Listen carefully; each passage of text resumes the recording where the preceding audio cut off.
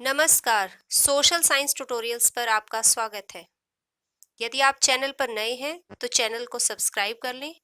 अगर आपको वीडियो पसंद आए तो लाइक का बटन ज़रूर दबाएं। जैसा कि आप जानते हैं, सोशल साइंस ट्यूटोरियल्स पर हम एसओएल के बीए प्रोग्राम सेमेस्टर 1 के कुछ वीडियोस बना रहे हैं, जिसमें हम अभी शिक्षा विषय पर किताब शिक्षा की मूलभूत संकल्पना एवं विचार से पहली इकाई को डिस्कस कर रहे हैं।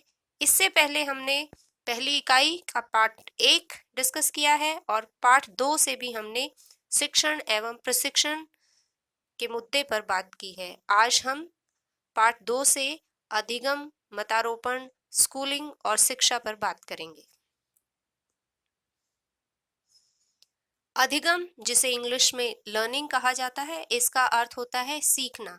मनुष्य के अंदर कुछ जन्मजात गुण होते हैं, जैसे बच्चे अंगूठा चूसना शुरू करते हैं, रोते हैं, हंसते हैं।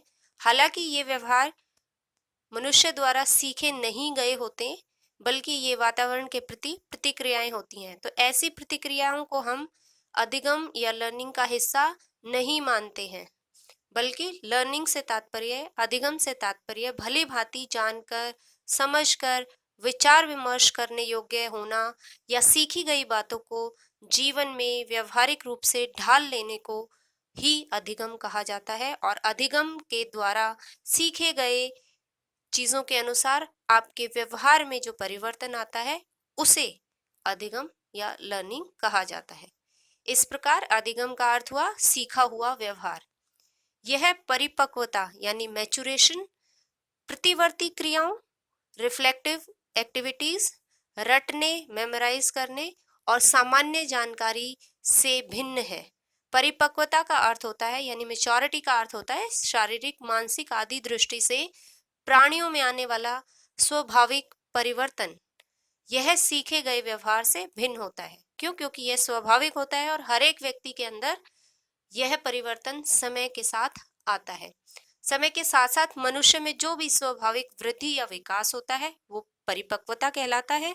और क्लियरली हम ये कह सकते हैं कि अधिगम परिपक्वता नहीं है। यानी अधिगम या लर्निंग अपने आप में एक क्रिया है, या उसे हम क्रिया का फल या उसके परिणाम के रूप में भी देख सकते हैं। इसका तात्पर्य यही हुआ कि जब हम कहते हैं कि आपने क्या चीजें सीखी, तो सीखने में एक तो सीखने का जो प्रोसेस है वो पार्ट होता है, प्लस आपने उस प्रक्रिया के फलस्वरूप जो भी चीजें सीखी हैं तो क्या रिजल्ट आया है, उसे भी सीखना कहा जाता है। यह सहज या फिर प्रयास पूर्वक की गई क्रिया का भी परिणाम है। यानी नेचुरली आपने कुछ चीजें सीखी और या फिर आपने कोई प्रयास किया जिससे चीजें सीखी। सहज रूप से हम इसलिए भी सीखते हैं क्योंकि मनुष्य होने के चलते हमारी एक प्रवृत्ति है जिसे अनुकरणात्मक प्रवृत्ति या नकल करने की प्रवृत्ति कहा जाता है। यानी इसमें हम चीजों की का अनुकरण करते हैं, उनको यूं का यूं जैसा ही हमें चीजें दिखती हैं हम उनको वैसा ही करने की कोशिश करते हैं।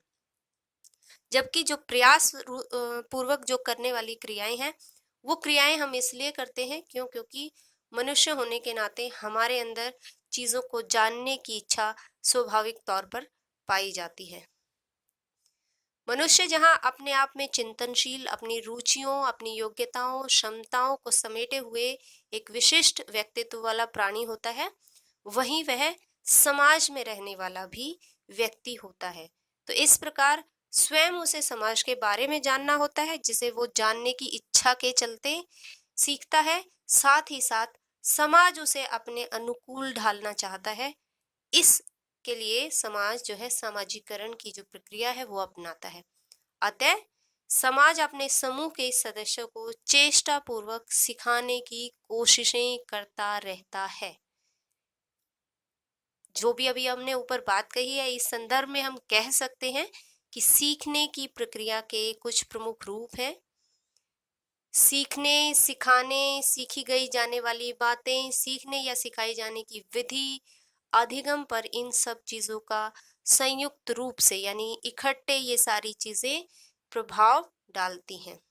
नीचे दिए गए फोटो को अगर हम देखें तो इसमें ये बताया गया है कि अधिगम या लर्निंग को कौन कौन से फैक्टर्स हैं जो प्रभावित करते हैं।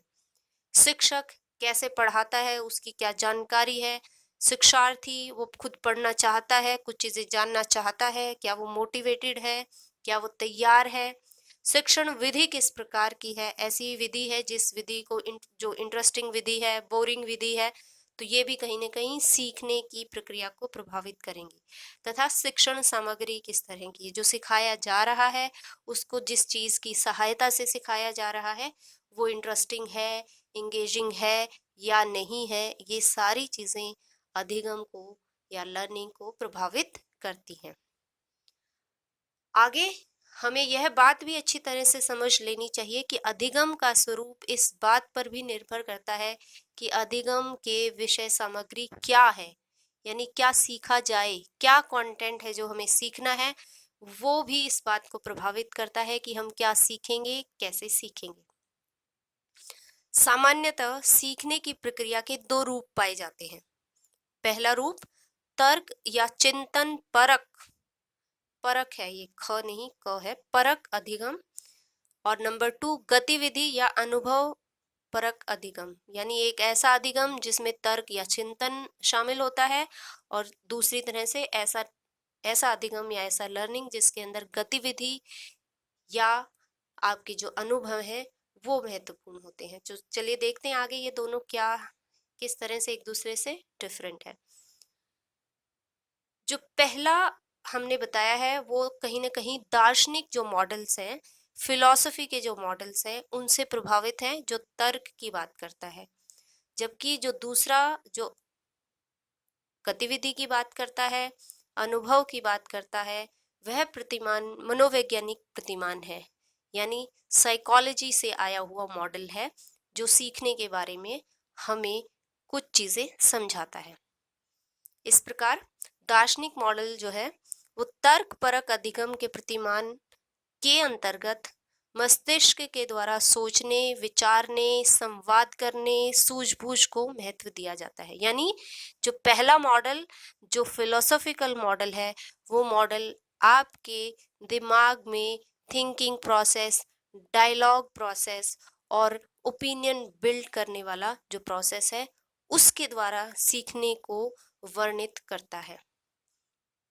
प्राचीन भारतीय परंपरा में और खासकर उपनिषदों में इसके 3 सोपान या 3 चरण है। पहला चरण श्रवण, अर्थात ऊपरी सतह पर केवल इंद्रियों के द्वारा आप चीजें जानते हैं, आप सुनते हैं।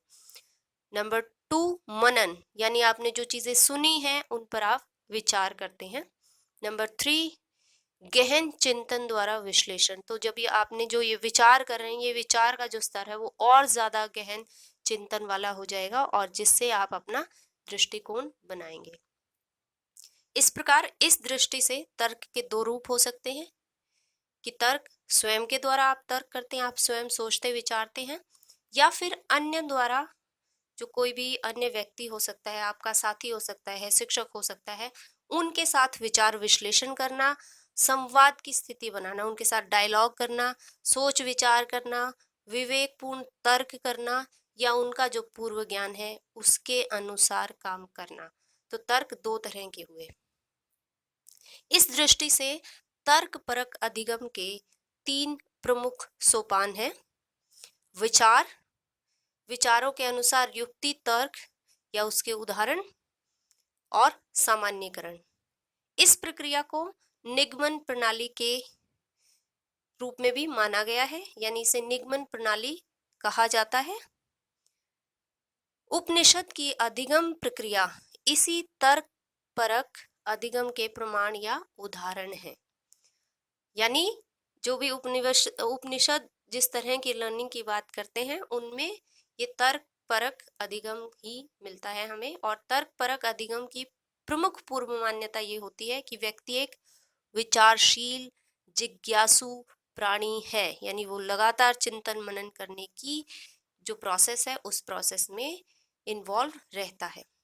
व्यक्ति केवल एक कोरी स्लेट नहीं है, यानी व्यक्ति को कुछ पता नहीं होता, आप उसे जो सिखाना चाहते हैं वो सीख जाएगा, ऐसा नहीं है।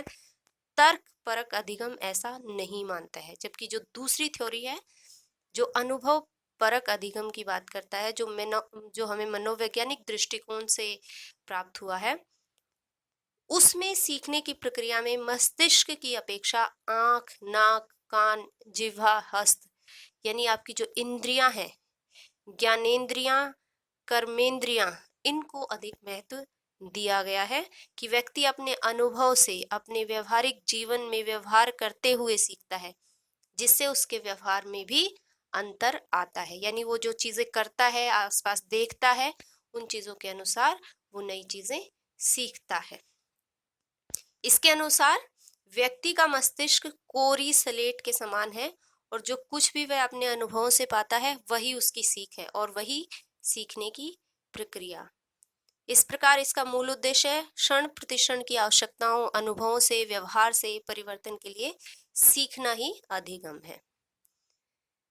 यह अधिगम संबंधी प्रक्रिया प्राकृतिक विज्ञानों के समान है, जहां पर प्रायोगिक यानी एक्सपेरिमेंटल मेथड का उपयोग किया जाता है। इस तरह की अधिगम की परिस्थितियों का निर्माण करने के लिए अधिगम के सिद्धांतों का निर्माण किया जाता है। अधिगम का ये प्रतिमान जीवन में घटने वाली घटनाओं से उदाहरण लेता है, फिर उनका सामान्यीकरण करता है और सिद्धांत का निर्माण करता है। यानी इसमें सिद्धांत पहले से हमारे पास नहीं होता, बहुत सारे एग्जाम्पल्स होते हैं एक जैसे, जिनको इकट्ठा करके निष्कर्ष निकाला जाता है और उस निष्कर्ष के आधार पर सिद्धांत का निर्माण किया जाता है। ऐसा साइंस में किया जाता है।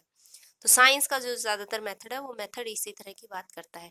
इस प्रकार यह तर्क परक प्रतिमान के विपरीत उदाहरणों से सिद्धांत की ओर जाता है और इसे आगमन विधि भी कहा जाता है, इंडक्टिव मेथड। जबकि जो तर्क परक है वो डिडक्टिव मेथड का यूज करते हैं।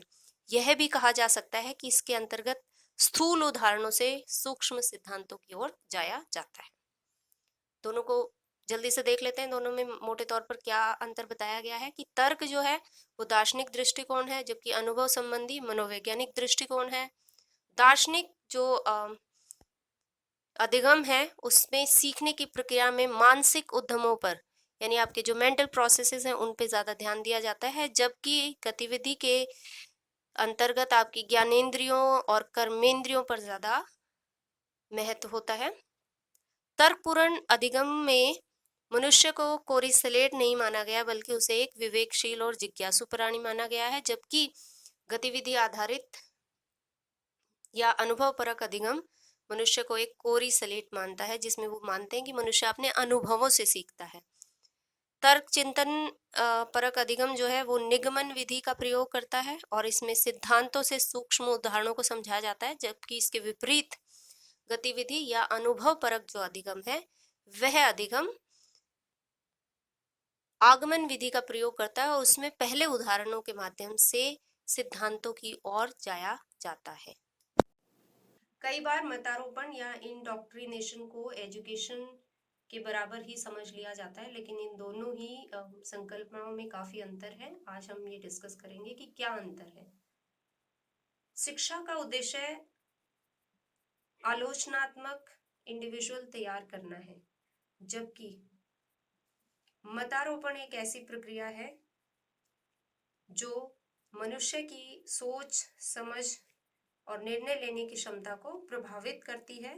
ये मनुष्यों को एक निश्चित दायरे में ही सोचने के लिए बाध्य करती है। तो ध्यान दीजिए, दो मुख्य यहाँ पर बातें कही गई है कि एक निश्चित दायरे में सोचने के लिए बाध्य करती है, यानी उनके ऊपर किसी न किसी तरह का दबाव डालती है।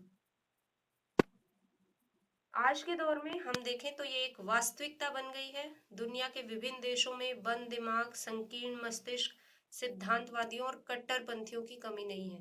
तो हम अपने आसपास अगर देखें तो बहुत नैरो माइंडेडनेस या फंडामेंटलिस्ट जो सोच है वो काफी पाई जाती है। लेकिन ये शब्द मतारोपण के समानार्थी नहीं है, उसके उसके बराबर नहीं है। लेकिन फिर भी कहीं ना कहीं जब हम इन चीजों के बारे में बात करते हैं तो हम मतारोपण के जगत में ही चले जाते हैं। ऐसा प्रतीत होता है कि इनके पीछे एक तरह की सोची समझी तकनीक काम करती है।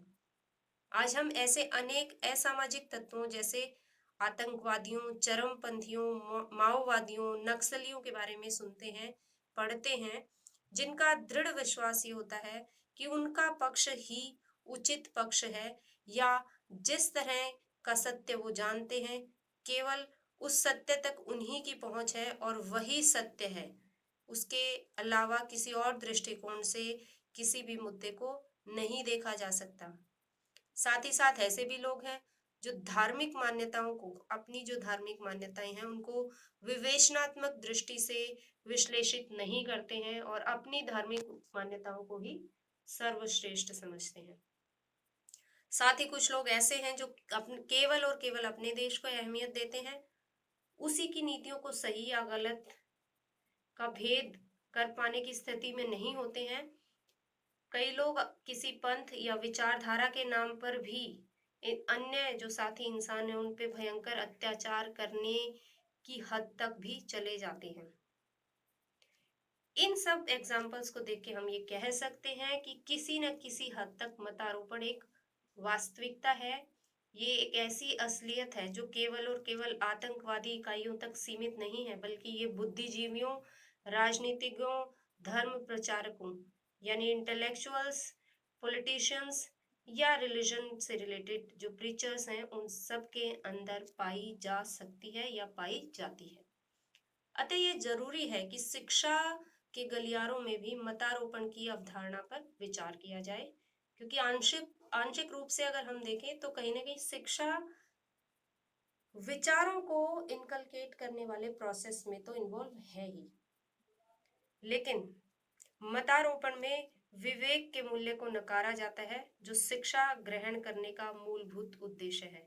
यानी हम रैशनल बने, हम खुद से डिसाइड कर पाए चीजों के बारे में, ये मूलभूत उद्देश्य होता है शिक्षा का, जबकि मतारोपण इसी के खिलाफ जाता है। अगर इस बात पर आम सहमति है कि शिक्षा में पढ़ाने के लिए केवल नैतिक रूप से स्वीकृत तौर तरीकों का ही उपयोग किया जा सकता है, तो ज्यादातर लोग तत्काल इस निष्कर्ष पर पहुंच जाएंगे, फिर तो शिक्षा में मतारोपण का कोई स्थान नहीं है। परंतु यह वास्तविक परिस्थिति से बिल्कुल विपरीत है। वास्तविक संदर्भ में मतारोपण एक भव्यात्मकता से ओतप्रोत शब्द है। बहुतों के लिए यह एक नकारात्मक शब्द है और वे सिफारिश करते हैं कि शिक्षकों को मतारोपण नहीं करना चाहिए। परंतु इस मत को प्रस्तावित करने से पहले हमें ये जानना जरूरी है कि कोई मत आरोपित कैसे किया जाता है और इसे आपत्तिजनक व्यवहार क्यों माना जाता है। चलिए देखते हैं आगे। मतारोपण में लोगों को कुछ मान्यताओं और विश्वासों को स्वीकार करने पर बाध्य किया जाता है, यानी उनको प्रेशराइज किया जाता है। अगर किसी शिक्षक के पास किसी बच्चे विशेष की साल भर के लिए जिम्मेदारी है और अगर उस अवधि के पूरे होने तक शिक्षक ने बालक के मन में किसी भी प्रकार के विश्वास को पैदा नहीं किया है, तो ये भी एक सोचने वाली बात है। हमें मतारोपण और अनुकूलन में फर्क करना होगा। किसी का अनुकूलन करने का मतलब है कि उसे किसी खास तरह से आचरण करना सिखाना, उसमें विश्वासों का संदर्भ होना जरूरी है। यानी हम जिस तरह के विश्वास बच्चों में पैदा करना चाहते हैं वो एक कॉन्टेक्स्ट में उनको दिए जाते हैं। पर यह भी उतना ही साफ है कि अगर शिक्षक ने बच्चों को कुछ विश्वास प्रदान भी किए हैं, तो यह तत्व इस बात का पर्याप्त संकेत नहीं है कि उसने बच्चों पे अपने मत लाद दिए हैं, कि बच्चों को ये मानने के लिए प्रेशराइज किया है। प्रेशराइज अगर करेंगे तो फिर वो शिक्षा नहीं रहेगी, वो मतारोपण हो जाएगा। मतारोपण की एक आवश्यक शर्त है कि मान्यताओं या विश्वासों को दिया जाता है, पर देने के साथ साथ किसी भी प्रकार के से विश्वास प्रदान करना मतारोपण नहीं बन जाता, बल्कि मतारोपण में ऐसे विश्वासों को स्वीकार करने के लिए तैयार किया जाता है। और ये विचार ऐसी स्थापना व सिद्धांतों पर आधारित होते हैं जिनको निर्विवादित रूप से सच प्रमाणित नहीं किया जा सकता। कोई जरूरी नहीं है कि जो भी चीजें, जो भी सिद्धांत बताए जा रहे हैं मतारोपण के अंतर्गत, वो एविडेंस के साथ प्रूव किए जा सके। क्यों? क्योंकि एविडेंस और प्रूफ की तो बात ही नहीं करता मतारोपण। पर जो व्यक्ति इसे स्वीकार लेता है उसका विश्व को देखने का और अपने जीवन को जीने का तरीका प्रभावित होता है। ये विचार किसी एक संदर्भ तक संकुचित नहीं होते, बल्कि राजनीति में पाए जा सकते हैं, धर्म में पाए जा सकते हैं, नैतिक विश्वासों में पाए जा सकते हैं।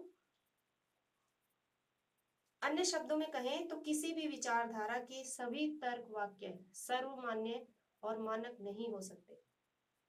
यानी अगर कोई भी विचारधारा है तो कोई जरूरी थोड़ी कि वो जो बातें कह रही वो सारी बातें सही हैं।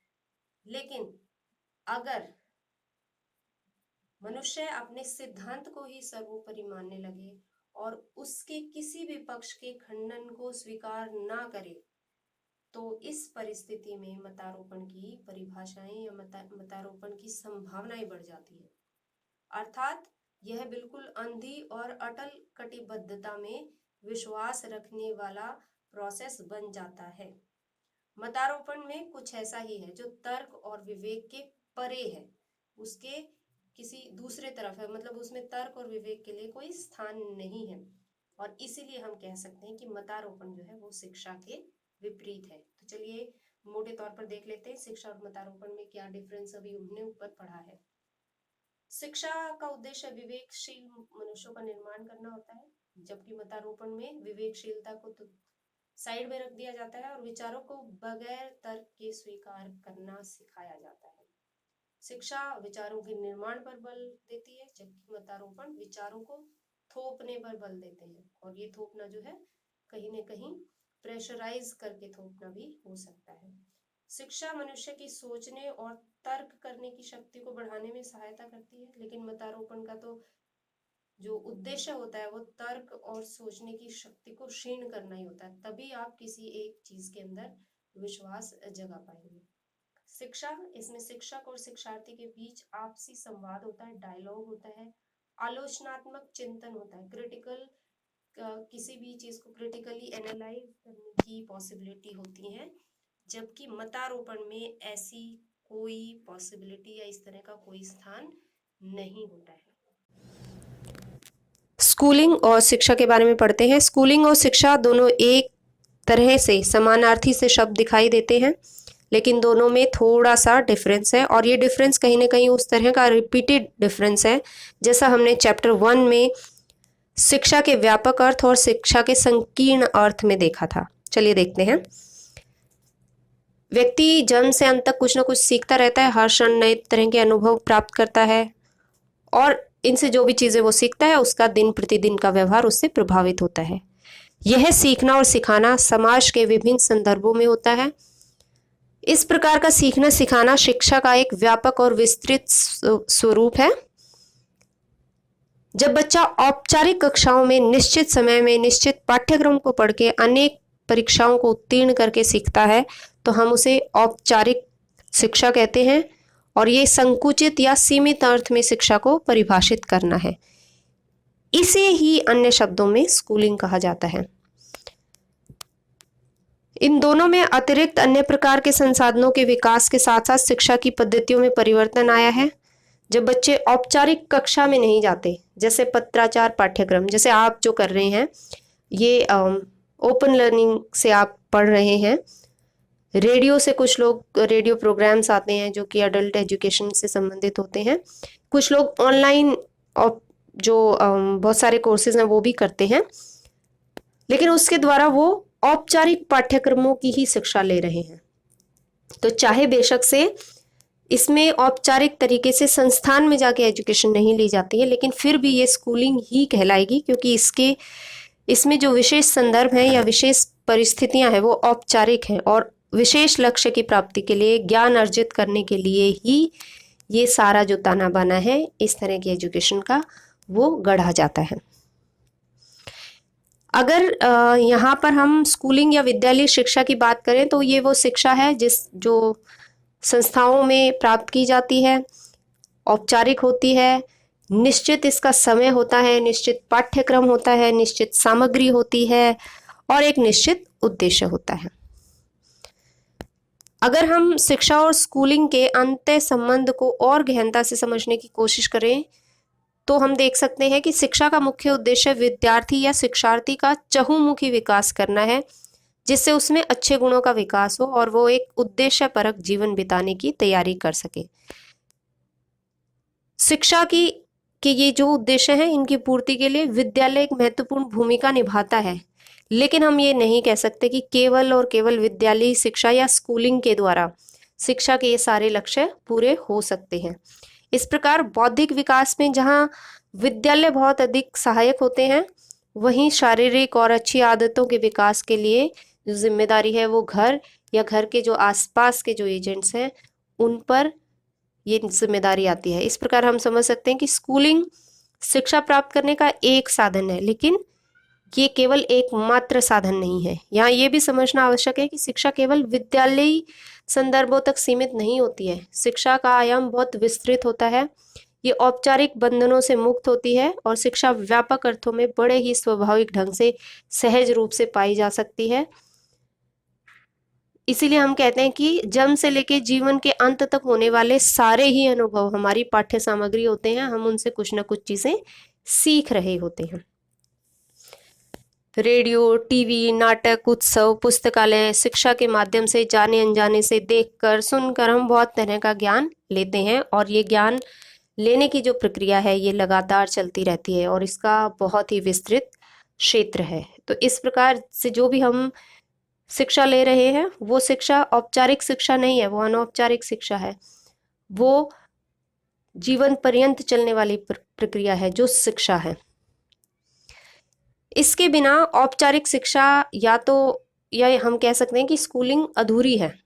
अर्थात एक तरह से हम ये कह सकते हैं कि दोनों ही तरह की जो चीज़ें हैं ये एक दूसरे के लिए पूरक है। कि जब बच्चा औपचारिक शिक्षा लेने विद्यालय जाता है तो साथ साथ में वो अपने जो दूसरे अनुभव हैं, जो उसने सहज रूप से समाज का हिस्सा होते हुए सीखे हैं, वो अनुभव भी वो क्लासरूम के अंदर लेकर आता है। साथ ही हम ये कह सकते हैं कि जब अनौपचारिक शिक्षा को विद्यालय शिक्षा में पूरक के रूप में प्रयोग किया जाता है, यानी बच्चे की जो अनुभव हैं, बच्चे जिस तरीके की नॉलेज अपने स्कूल से बाहर से लेकर आता है, उसे अगर स्कूल के अंदर बच्चे की शिक्षा में प्रयोग किया जाता है तो ये एक सहायक के रूप में काम कर सकती है। जबकि अगर विद्यालय संस्थानों में इसे स्थान नहीं दिया जाता तो ये कहीं ना कहीं विद्यार्थी के ज्ञानार्जन में बाधक भी बन सकती है या उसकी जितनी एक पोटेंशियल है उस पोटेंशियल तक उसे बढ़ने नहीं दे सकती है।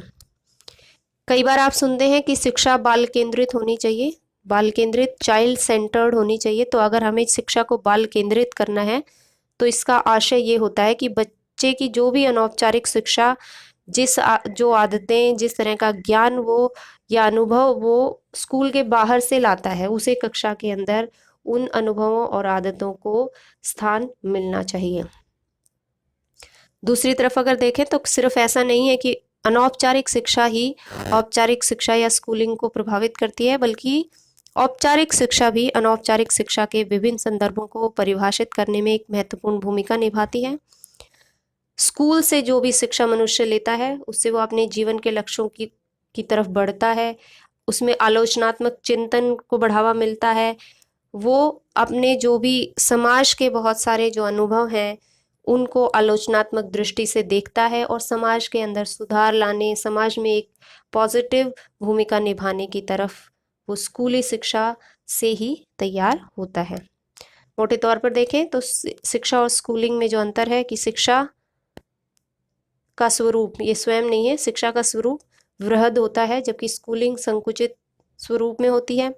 शिक्षा के निश्चित उद्देश्य नहीं होते, हमेशा नहीं होता कोई की निश्चित उद्देश्य है जब हम व्यापक स्तर पर बात कर रहे हैं, जबकि स्कूलिंग का सब कुछ जो है वो निश्चित उद्देश्यों की प्राप्ति के लिए जो भी काम किए जाते हैं उनका निश्चित उद्देश्य होता है।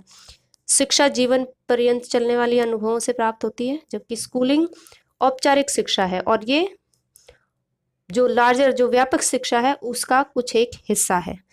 शिक्षा को देखें तो इसकी विषय वस्तु या शिक्षक, शिक्षण पद्धति व्यापक तौर पर अगर हम इसे देख रहे हैं तो ये निश्चित नहीं होते हैं, लेकिन जब स्कूलिंग के अंतर्गत आती हैं तो ये सभी चीज़ें निश्चित होती हैं।